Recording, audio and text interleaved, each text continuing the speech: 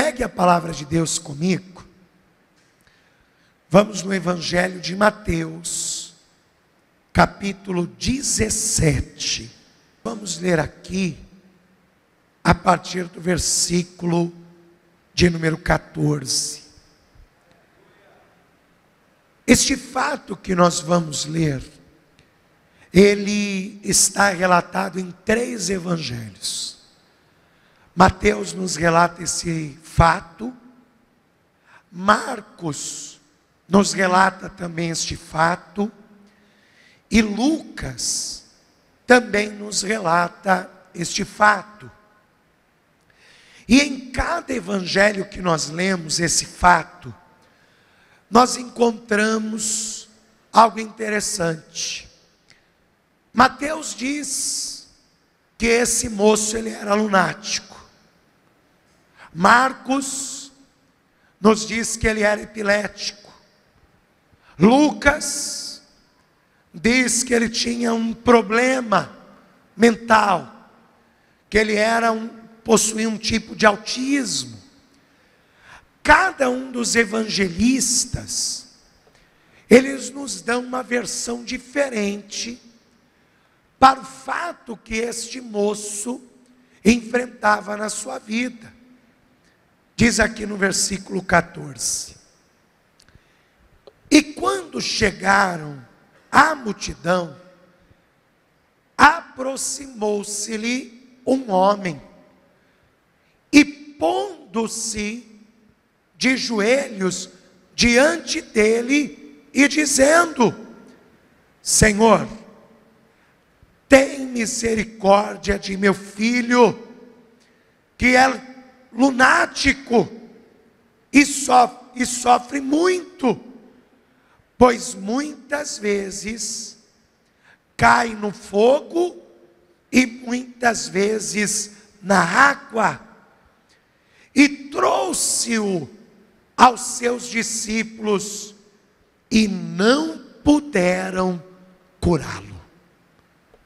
Você vê que Jesus, ele vem do monte, e aí um homem corre ao encontro de Jesus, se prostra diante dele e diz: Senhor, tem misericórdia do meu filho, porque ele é lunático. É como se esse pai estivesse dizendo: meu filho tem autismo, ô Senhor Jesus. Você sabe que o autista, dependendo do grau de autismo que ele tem, é como se ele vivesse num mundo à parte. É como se ele tivesse um mundo próprio, um mundo pessoal. Só que há discrepâncias, porque alguns evangelhos, como eu disse a você, diz que ele era epilético. A epilepsia é quando há algum mau funcionamento em alguma veia no cérebro, e quando faz o bombeamento do sangue, não é? Para que vá e venha irrigar o cérebro, há alguma falha, e aí a pessoa então tem uma espécie de um desmaio, uma convulsão, perde o sentido, às vezes fica até consciente, mas ela começa a perder o controle do seu corpo. Na verdade, eu acho que pior do que saber qual era a doença, é não entender o que o filho tinha. Aquele pai não entendia o que o filho tinha. Algumas horas parecia que ele era lunático, outras horas parecia que ele era epilético, outras horas parecia que ele era autista. Eu acho que o pior do que não saber a doença, o pior do que saber a doença, é não saber que tipo de doença é. Porque quando se sabe qual é a doença, o que acontece? Você tem um tratamento. Agora, e quando não sabe que doença é? Não sabe que doença é. A pessoa chega no médico, o médico diz: eu não sei o que te fazer, eu não sei o que é isso. Vamos tratar um autismo, sendo que parece que ele tem epilepsia. Ou vamos tratar a epilepsia, se parece que ele é autista. Quer dizer, aquele pai não entendia o que acontecia com o seu filho. Mas embora ele não entendesse o que acontecia com o seu filho, ele tomou uma atitude certa. Ele levou o seu filho diante daquele que sabe todas as coisas, e daquele que tem o poder para resolver todas as coisas. E sabe de quem que eu estou falando, né? De Jesus. Não há nada oculto que Jesus não saiba. Não há nada. Não há problema que Jesus não tenha solução. Diga assim: não há problema que Jesus não tenha solução. Não há problema na tua vida que Jesus não tenha uma solução. Aquele pai não entendia muito bem o problema do seu filho, mas ele trouxe o problema dele diante de Jesus. Ainda que você não entenda muito bem o teu problema, você veio no lugar certo. Você trouxe o teu problema diante de Jesus, e Jesus vai te dar a solução nessa noite. Você crê que esta é a palavra de Deus? Então desocupe as tuas mãos e vamos dar uma linda salva de palmas para o Senhor e para a sua palavra. Pai bendito, Deus amado e Deus todo-poderoso, envia a tua palavra com poder e autoridade, e que a tua palavra ela vá e produza o resultado para o qual está sendo mandada, em nome de Jesus. Assim seja.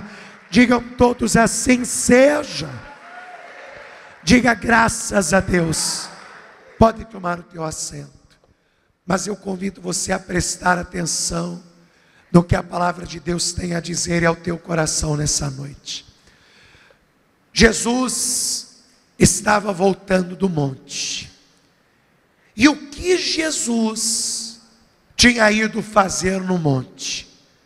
Jesus tinha ido orar a Deus. Ao contrário do que muitos possam pensar, Jesus, que é Deus, ele tinha uma vida de oração.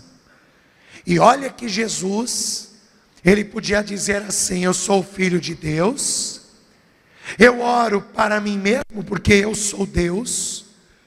Mas mesmo Jesus sendo Deus, ele tinha uma vida de oração. É comum nós vemos nos evangelhos Jesus indo para o lugar deserto orar. Mateus 4 diz isso. É comum nós lermos Jesus chamando Pedro, Tiago e João para ir orar com ele à parte. Jesus tinha uma vida de oração, e nós precisamos aprender com esse exemplo. Às vezes as pessoas mal oram, e aí não entendem porque são presas tão fáceis para as mazelas da vida. Elas mal oram, elas mal têm um momento de intimidade com Deus. Eu quero que você seja sincero com você mesmo. Você não precisa contar para mim. Eu quero que você seja sincero com você mesmo. Quantos momentos de oração, de intimidade com Deus você tem? Ah, pastor, eu só oro quando venho na igreja. Só oro quando venho na igreja. Você está entendendo? Jesus, ele tinha uma vida constante de oração. E olha que ele era o Filho de Deus. Jesus desce do monte, e aí está um alvoroço. Os discípulos que ficaram no pé do monte estão discutindo com os escribas, e os escribas gritam de um lado, e os discípulos de Jesus do outro, e aí os fariseus entram na conversa, e está um alvoroço. Jesus chega e diz: que bagunça é essa que está acontecendo? O que é isso? Quando Jesus chega, os fariseus se calam, os escribas se calam, os discípulos se calam, e aí um homem sai do meio da multidão, se ajoelha aos pés de Jesus e diz: Senhor, é por minha causa esse alvoroço. Jesus olha para aquele homem e diz: por que é por tua causa? Porque, Senhor, eu trouxe o meu filho que é lunático, para que os seus discípulos orassem por ele, e ele fosse curado. Só que eles não conseguiram curá-lo. E aquele pai, eu quero que você se coloque no lugar daquele pai, porque aquele pai, ele vai nos contar a visão terrível que ele tinha do seu filho quando estava em crise. essas crises que lhe acometiam. Vamos aqui em Marcos capítulo 9, eu quero que você veja o testemunho desse pai. Marcos capítulo 9, olha só. Versículo de número 18. É o pai que está contando isso.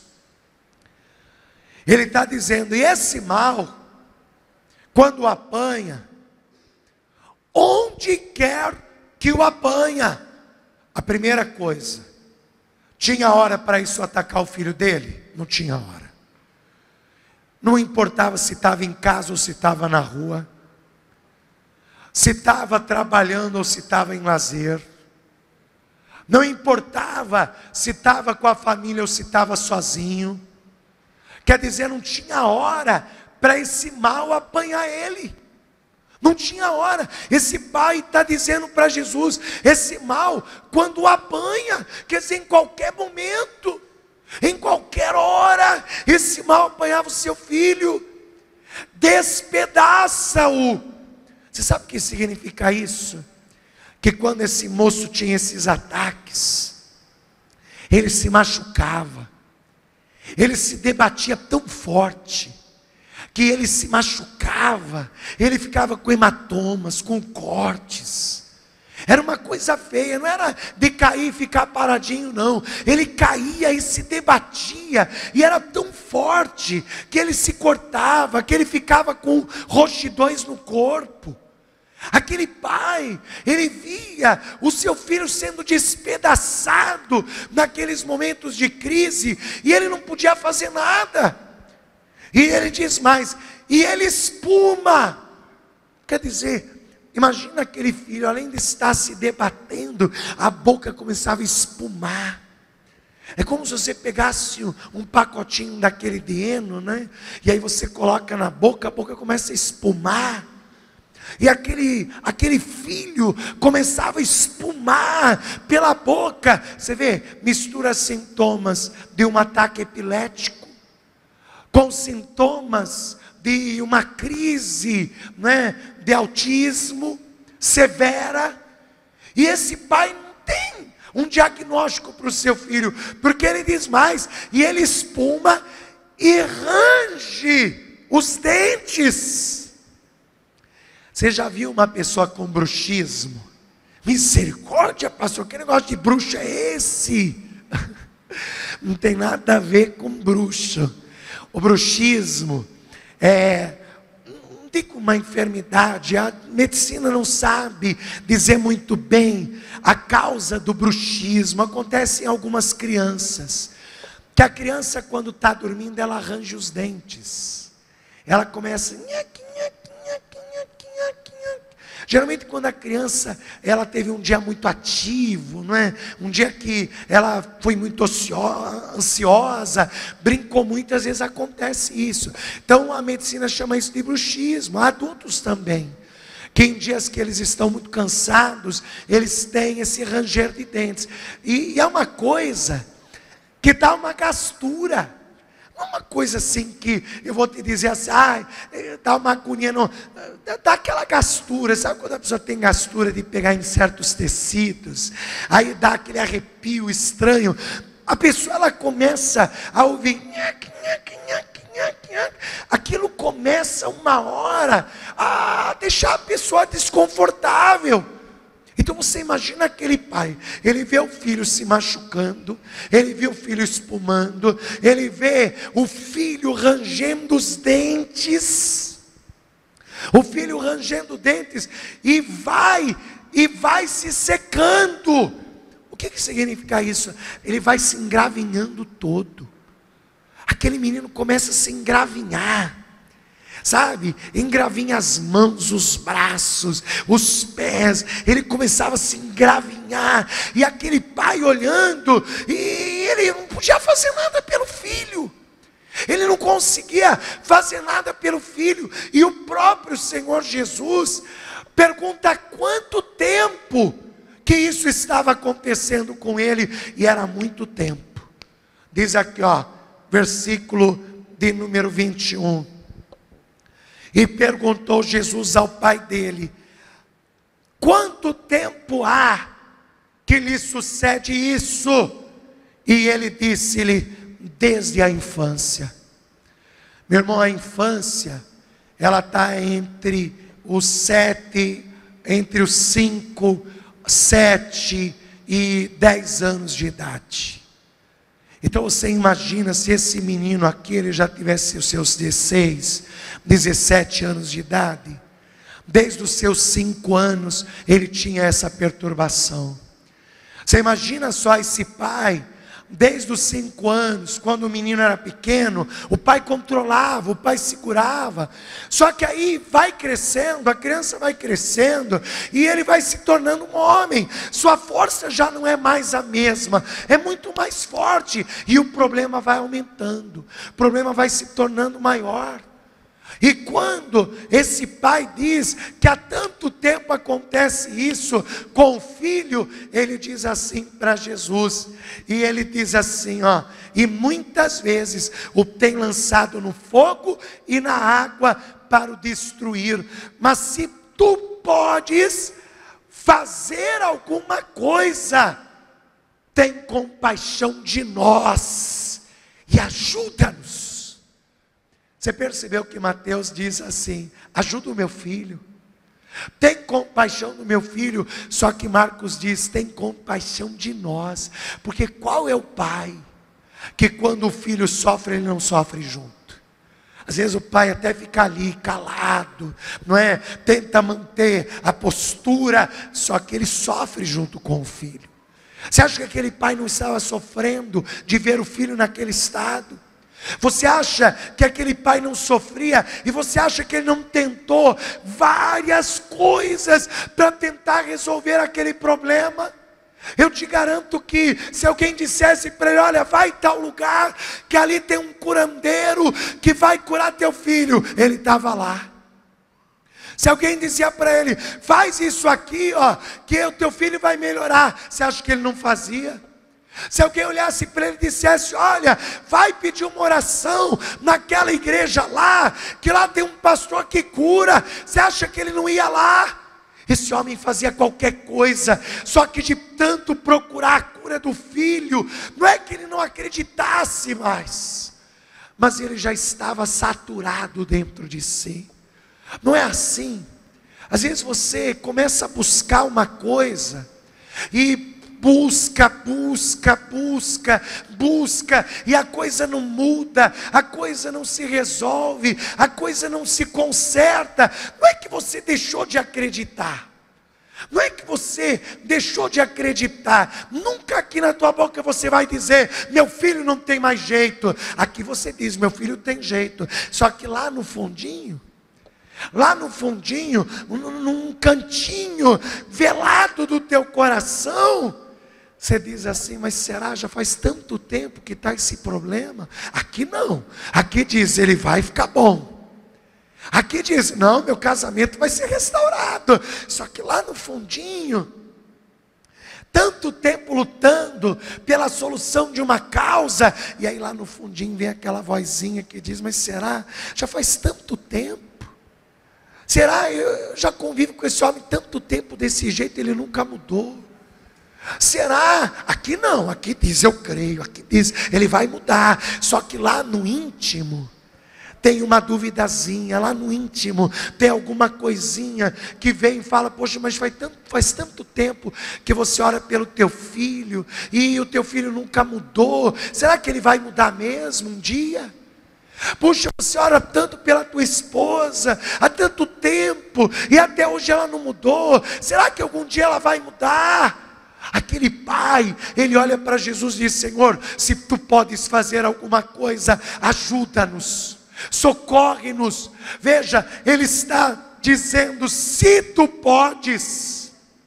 Se é dúvida, se tu podes. Meu irmão, escuta o que eu vou te dizer. Se você veio hoje aqui nessa noite, passando por uma situação, passando por uma luta, passando por um problema que talvez há anos você está buscando a solução dele, há anos pedindo que Deus resolva, e está acontecendo com você aquilo que aconteceu com aquele pai. Não é que você não crê em Deus, Não é que você não acredite em Deus, porque você acredita, tanto que você está aqui nessa noite. Você enfrentou chuva, você enfrentou alagamento para estar aqui nessa noite. Você enfrentou tudo para vir aqui. Uma pessoa que não crê em Deus, ela não ia enfrentar tudo isso. Não é que você não crê em Deus, mas talvez é tanto tempo que você está pedindo a mim essa coisa, tanto tempo que você está assim, eu vou lá na igreja, porque quem sabe hoje Deus me ajuda. Eu vou lá na igreja, quem sabe, né? Se Deus resolve hoje mudar a minha história. A questão não é se Ele pode, porque Ele pode todas as coisas. Não existe nada impossível para Deus. Não existe doença, não existe luta, não existe dificuldade que Jesus não possa resolver. O problema não é se Deus pode, porque Ele pode agora mesmo resolver o seu problema. Ele pode. Então qual é a questão? Pastor, se Deus pode, então por que ainda Ele não fez? Pastor, se Deus pode, por que Ele ainda não resolveu? Porque a questão é isso que Jesus diz, versículo 23. E Jesus disse-lhe: se tu podes crer, tudo é possível ao que crê. Em outras palavras, a questão aqui não é se Deus pode, porque Deus pode tudo. A questão é se você consegue acreditar que Ele pode colocar um fim hoje nesse seu problema. A questão é se você consegue crer, e não é crer daqui não, é crer daqui, é crer de coração, que Jesus pode hoje resolver o seu problema. Se tu podes crer, tudo é possível ao que crê. Às vezes o que está acontecendo, a pessoa quer um milagre, ela quer remover uma montanha. Ela quer que Deus remova a montanha. Só que a fé dela está para remover um morrinho só. Ela quer remover montanha. Só que a fé dela está para remover um morrinho. Meu irmão, de acordo com o milagre que você quer, você tem que buscar fé para isso. Quanto maior a bênção, maior tem que ser a tua fé também. Ih, pastor, mas aí complicou, porque quanto maior for a bênção, maior também tem que ser minha fé. Meu irmão, Jesus ele disse o seguinte, só para você tranquilizar teu coração, para que você não ache que é uma fé impossível de você conquistar. Jesus ele disse que se nós tivermos a fé do tamanho de um grão de mostarda, não vai ter montanhas que ficarão diante de nós. Então a verdade é que para você alcançar o seu milagre, você precisa de mais um pouquinho de fé, mais um pouquinho de fé, e o teu milagre acontece, em nome de Jesus Cristo. Agora,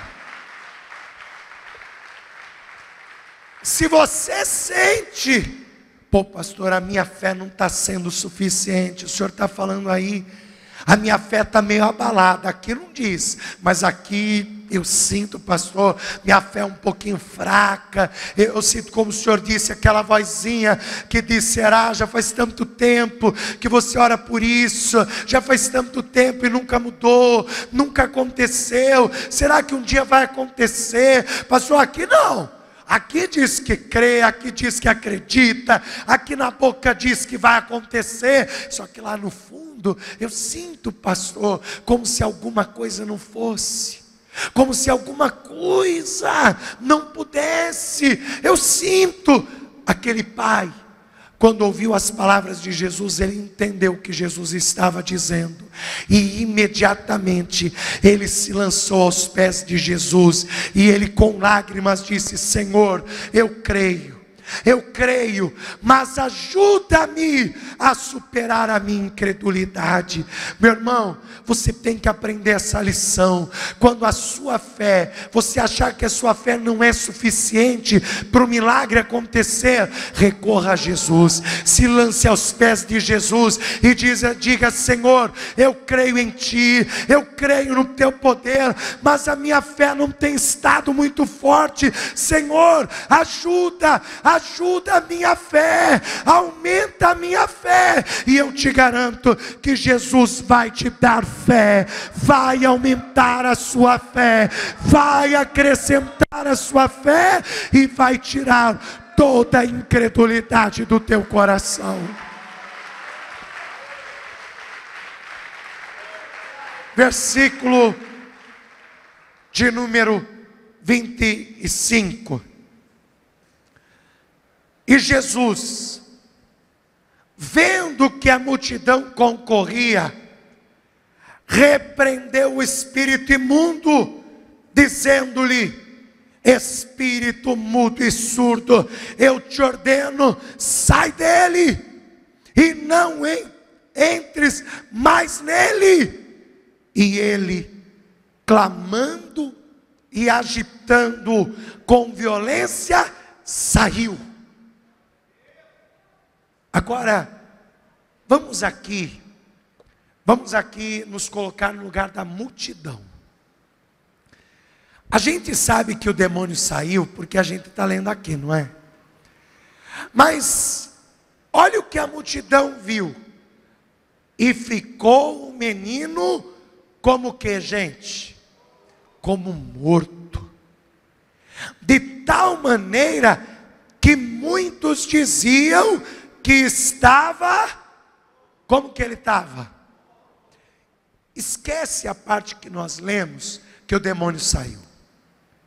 Imagina você na multidão, está ali aquele menino caído no chão, rangendo os dentes, espumando, e os olhos revirando, e aí Jesus diz: espírito imundo, sai dele e não entre mais nele.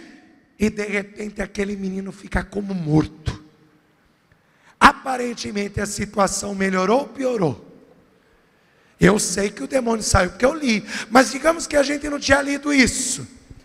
E aí o menino ficava estatelado no chão, como morto. Aparentemente a coisa melhorou ou a coisa piorou?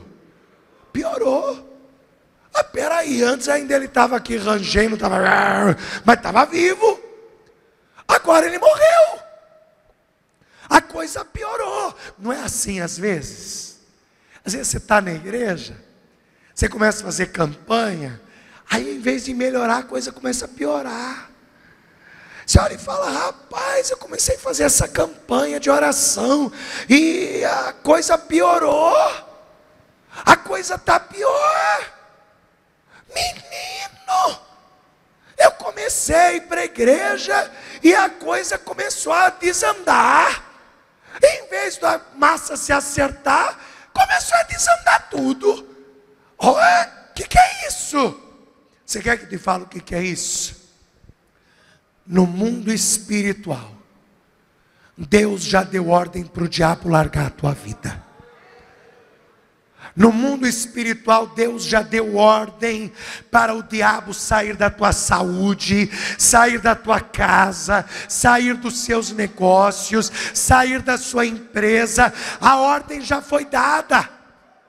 A ordem já foi dada. Aí o que o diabo faz? O diabo faz isso, é uma estratégia dele. Porque é como se fosse um cabo de guerra. Deus já mandou ele sair. Aí ele faz o seguinte, ele pensa o seguinte: se essa pessoa não desistir de buscar a Deus, se ela não desistir de ir para a igreja, eu vou ter que sair da vida dela. Então, eu vou criar uma situação para que aparentemente a situação aparente está pior. Você já ouviu falar em fogo de palha? Você já ouviu falar? Você sabe o que é essa expressão fogo de palha? Dá muito no interior isso. Quando a palha pega fogo, quando a palha ela acaba pegando fogo, ela faz um fumaceiro. É um fumaceiro enorme. Só que quando você vai ver de longe, já vai falar assim: meu Deus, está pegando fogo na mata inteira. Quando você chega perto, é um focozinho de fogo desse tamanho. É só fogo, é só fumaça. É só fumaça, meu irmão. É assim que o diabo faz. Vai por mim, escuta o que Deus está te falando. Não cai na estratégia do diabo não, porque Deus já deu ordem para a tua bênção acontecer. Só que o inimigo, ele está querendo que você desista. Ele quer que você pare, porque se você parar, ele vai vencer. Mas se você lutar, se você se esforçar, se você perseverar, a tua vitória vai ser tão linda, que vai salvar a tua casa, que pessoas se converterão por causa do milagre que Deus fez na sua vida. Diga: eu não vou desistir. Diga: eu não vou desistir. Eu não sei o que o diabo está pondo aí no teu caminho, que você está achando que a coisa está piorando ao invés de melhorar. Meu irmão, aparentemente o menino morreu. Todo mundo olhou e disse: está morto, acabou, não tem mais nada. Olha lá, era melhor ter deixado ele endemoniado mesmo, pelo menos estava vivo. Só que lê o versículo seguinte, olha o que aconteceu depois. Mas Jesus, tomando pela mão, o ergueu e ele se levantou. Ou seja, todo mundo olhou e disse: está morto. Não, ele não está morto. Jesus estendeu a mão, colocou o moço de pé, são, bem, cheio de saúde, para a honra e glória do nome do Senhor. Fica de pé no teu lugar. É isso que vai acontecer com a tua vida. Só não desista. Só não desista. Pastor, mas está apertando o cerco. Está apertando porque a tua bênção está perto. Está apertando porque o milagre está mais perto do que você pensa. Não é assim quando a mulher está perto de dar à luz, ela não sente dor de parto. Fica pior a coisa, não melhora não. Ai, eu vou ter filho amanhã. Que maravilha. Não, a mulher sente dor, a mulher sente cólica, a mulher se sente mal. Até quando ela vai fazer cesárea, está chegando perto do filho nascer, ela se sente mal mesmo que vai fazer cesárea. Ela sente como uma sensação ruim. Meu irmão, é sempre assim, quando a bênção está perto, a coisa fica mais estreita, a coisa afunila. Só que o que você tem que fazer, o que eu tenho que fazer, pastor? Não desistir. Você tem que continuar firme na sua fé, você tem que continuar firme na tua campanha, você tem que continuar firme na presença de Deus. Você não pode desistir não, porque escuta o que o Espírito Santo está te dizendo. A tua vitória vai ser tão linda, que as pessoas à sua volta vão olhar e vão dizer: me leva para a presença desse Deus. Porque olha, eu olhei de longe e achei que estava tudo morto. Só que pelo contrário, eu vi que está mais vivo do que nunca. Pelo contrário, eu vi que a coisa está indo melhor do que aparentava para você. É só não desistir. E principalmente, se você ainda não entregou sua vida a Jesus, entrega. Se você ainda não entregou tua vida nos pés da cruz, nos pés de Jesus, entrega a tua vida nos pés de Jesus. Pastor, eu quero entregar minha vida a Cristo hoje. Se há alguém aqui no nosso meio que ainda não entregou a vida a Jesus e quer entregar a vida a Cristo nessa noite, pastor, eu quero entregar minha vida a Jesus. Levanta a sua mão direita aos céus que eu vou orar por você. Pastor, eu quero entregar minha vida a Cristo. Se há alguém que ainda não entregou a vida a Jesus e quer entregar a sua vida a Jesus nessa noite, levanta a sua mão direita aos céus que eu vou orar por você. Pastor, eu já entreguei minha vida a Jesus, mas eu me desviei, eu me afastei, eu saí da igreja. Pastor, eu quero me reconciliar com Jesus.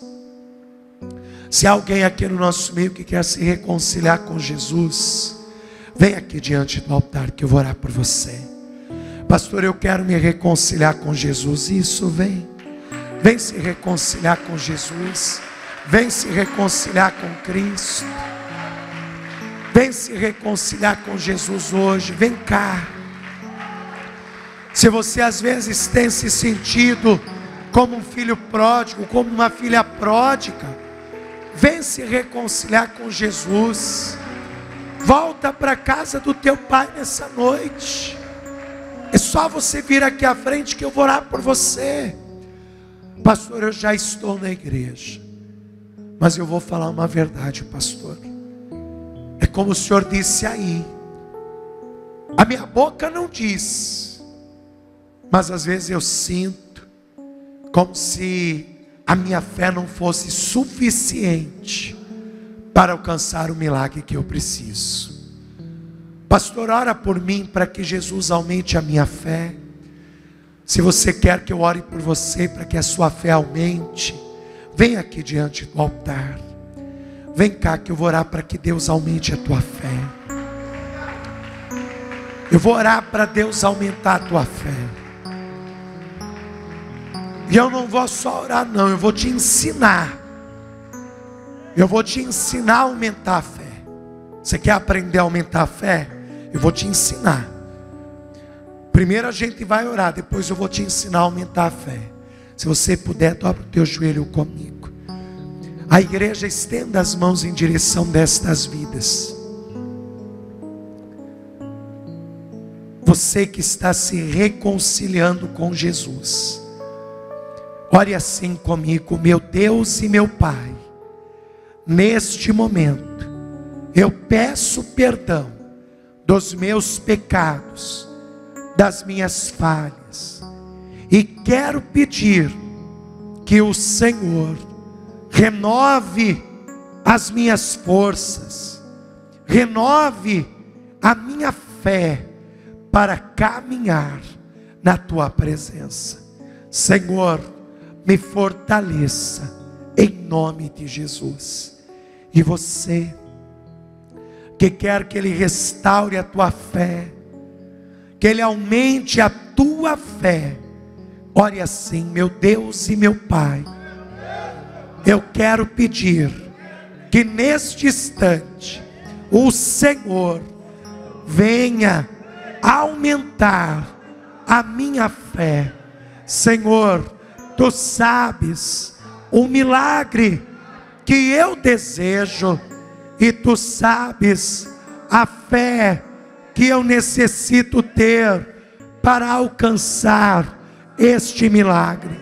Por isso eu me lanço aos Teus pés e Te peço: restaura a minha fé, aumenta a minha fé, em nome de Jesus.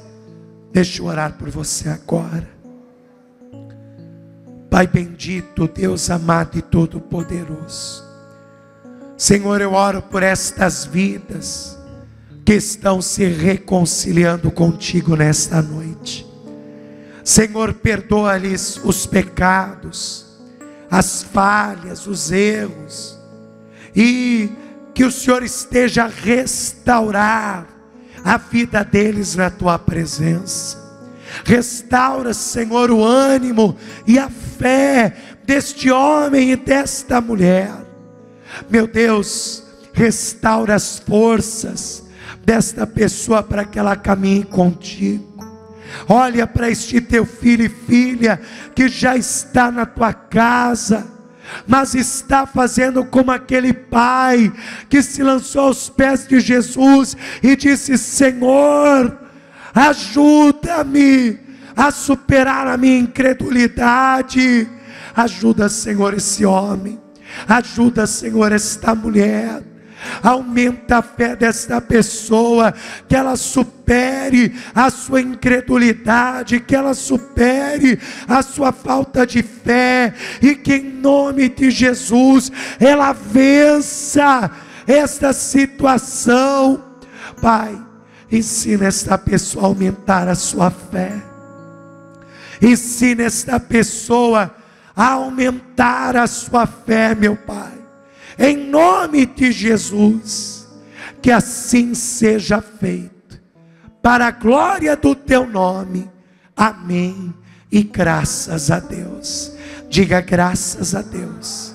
Pode se colocar de pé e vamos aplaudir o Senhor Jesus.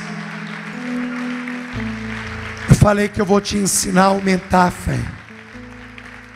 Você quer aprender a aumentar a tua fé? Você quer aprender isso? Você quer aprender como aumentar a tua fé? Pastor, como que eu aumento minha fé? Certa ocasião, Filipe chegou para Jesus e disse assim: Senhor, aumenta-nos a fé. Ele disse: Senhor, aumenta-nos a fé. Aí Jesus fala uma coisa que parece que está totalmente desconexa do pedido de Filipe, mas eu vou te provar que tem tudo a ver. Jesus disse assim: qual dentre vós, que tendo um servo que está no campo cuidando dos seus afazeres, quando ele retorna do campo, você vai olhar para ele e vai dizer assim: senta-te à mesa e come, lava-te e come. Você não vai dizer para ele: faze primeiro a minha refeição e depois lava-te e come.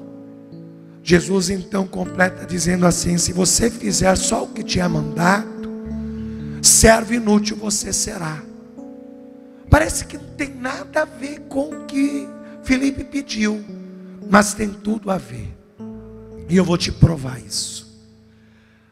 Todo judeu aprendia que ele tinha que fazer o seguinte: que ele tinha que ir uma vez por semana na igreja, que ele tinha que ler a Bíblia pelo menos uma vez ao dia, e que ele tinha que orar pelo menos uma vez ao dia.